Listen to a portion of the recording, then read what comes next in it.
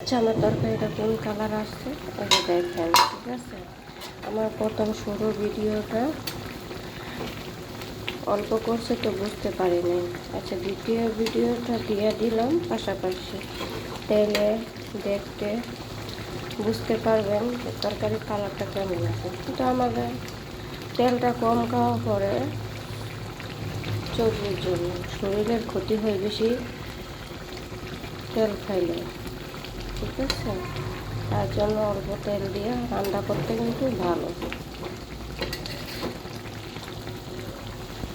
এটার ভিতরে দেখেন এই তরকারিটা কেমন হয়।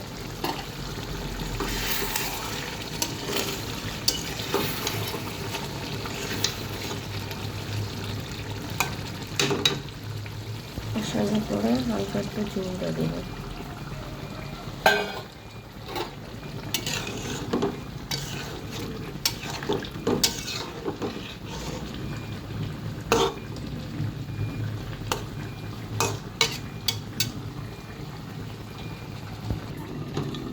তরকারিটা হয়ে গেছে না, আবার এই তরকারির কালারটা কেমন আছে এই কমেন্ট করবেন, জানাইবেন, সাপোর্ট করবেন।